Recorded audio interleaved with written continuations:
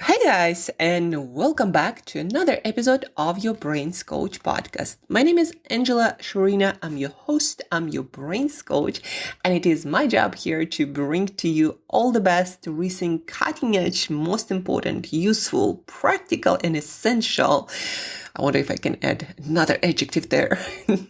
Brain body tools so you could take better control of your thoughts, of your emotions, and most importantly, of your actions, so you shape your life experience closer and closer to the vision that you have for your most extraordinary life. And folks, today I'm also going to share with you some information so you take a better control of your creative genius, of your best work, of your most impact and value that you can create and add to this world. And well, let me start with yesterday's event. A friend of mine invited me to go to this book signing event by Robin Sharma, the guy who authored The Monk Who Sold His Ferrari and 5 a.m. Club and a few other books. And after the signing, there was a Q&A section, and somebody asked Robin, I want to be as consistently creative and prolific as you are, as many other authors are. Like, how do you do that? What's your secret? And Robin shared his secret, that he has quite a strict schedule of when he does his work, when and how much he recovers to then be able to, again, get into work and deliver great results consistently. Like, for example, when you have a book deal, you have to deliver a book on a specific schedule, not sooner, not later, because other people, editors and publishers orchestrate like the whole chain of events and teamwork in order to deliver in the world your book and being able to promote it so it gets more sales, etc. Right? So you have to be able to create on demand, on schedule, not when you feel like it. So the question that comes from many folks who have not done creative work consistently is like, how do you do that on demand? How do you do this elusive thing, this creative thing consistently on schedule? People like myself who've been doing creative work and cognitive work for a while know that it has to do with simple fact that when you do your best work, what I like to call your genius hours, and you stick to a schedule, you show up for your work on the time when your genius, when your muse show up, and you prioritize it, you commit to it. And then you also schedule recovery time.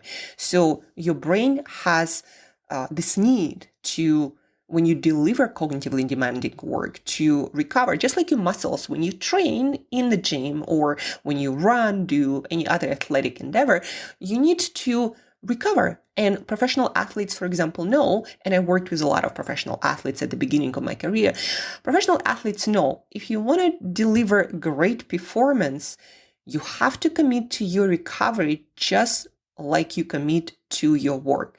They both need to happen on schedule. And the same, believe it or not, goes to your creativity, to your cognitive work, to your creative work. You got to have a schedule when you do your best, and you got to stick with that schedule, and you got to show up and be super consistent with it. And then you got to schedule your recovery time and also schedule it.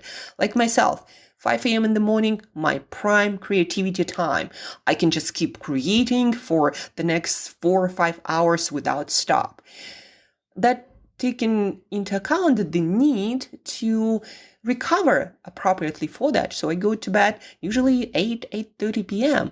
and then I have those 8.5 hours of sleep, and that's when I'm in my prime time. Just like, again, any athlete, in order to perform their best, they also have their best hours. They know that if they want to set their personal best record, then they gotta deliver their performance, they gotta train, and they got to perform at a specific hours. Like, here's a secret. Your genius, your best work, they have a schedule and you don't get to choose it. Your brain is wired a certain way, your biology is wired a certain way, and you don't get to choose it after it's done. That's a hard-coded thing in your biology, and that's where a lot of people don't get it.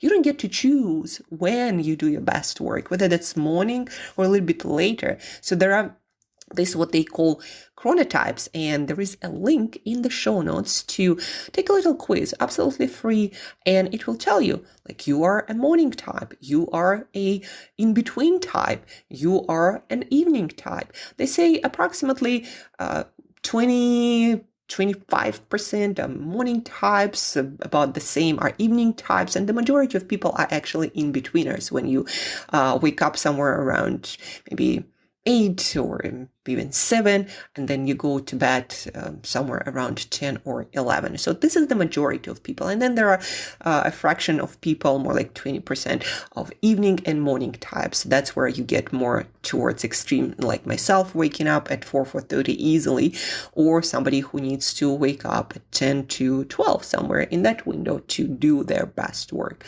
right? So when you understand your wiring and what type you are, then it's a matter of scheduling your best work, things like doing creative work, doing writing, creating a cognitively demanding proposal or strategy, doing your best thinking and analysis, and again, coming up with something brand new, having to take into account all of your experience and all of your learnings, just your brain doing its best work, composing something, whatever that is, in whichever form, whether that's writing, dancing, or podcasting, or again, coming up with strategy for your life and business for the next 5 years, whatever that might be, that most demanding work, it has to happen on a specific schedule. Like, again, for morning types like myself, these are very, very early morning hours.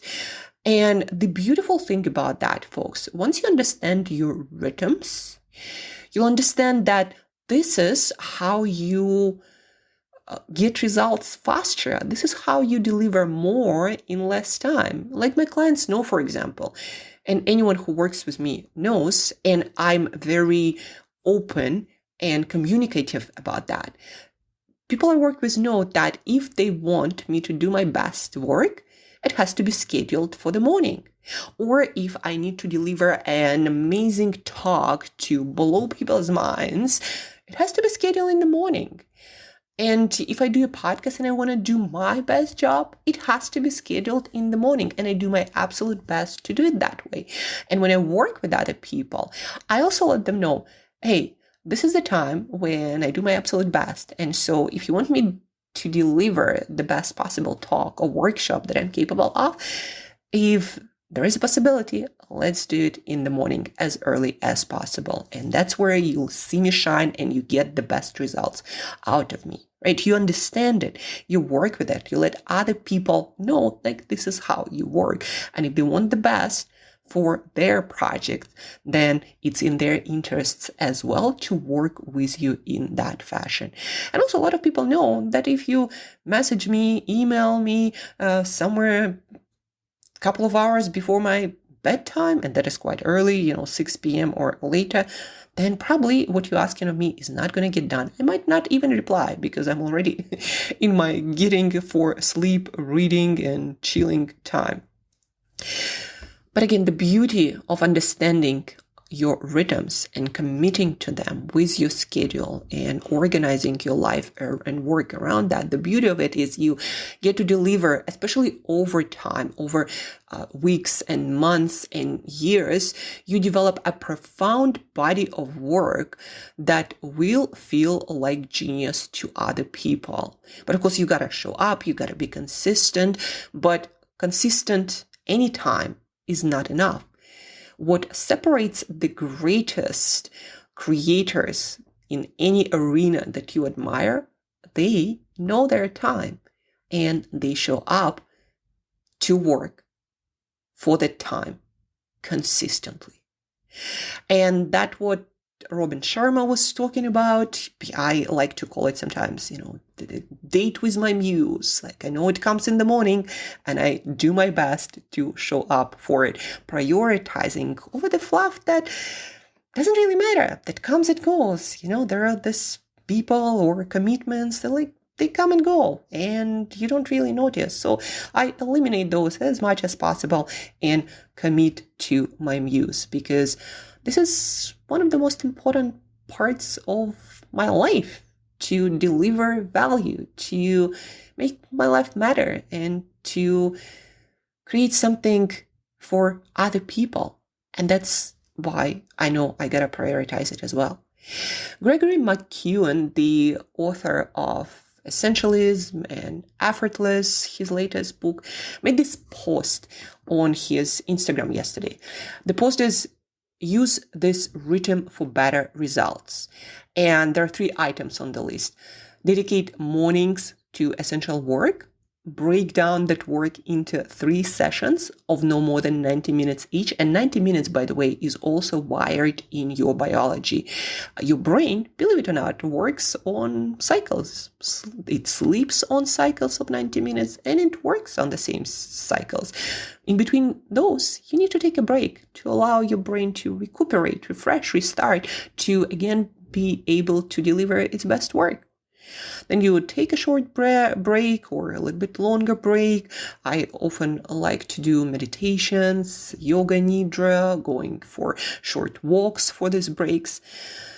10 to 15 minutes, as Gregory McKeown recommends. And then in between sessions, rest, recover, and then continue. So creators who consistently deliver work know that, and they follow that. And again, you don't get to choose your best time. You can only understand it.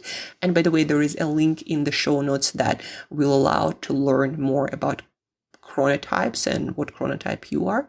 So you can understand it and then use it to be more effective with your work, produce greater results, get more rewards for your results because the quality of it will improve. And then ultimately deliver more value, build your business that you are absolutely excited about, create the impact, leave the legacy that you desire. All of that is only possible when you show up for your genius that, again, has a schedule and you don't get to choose it.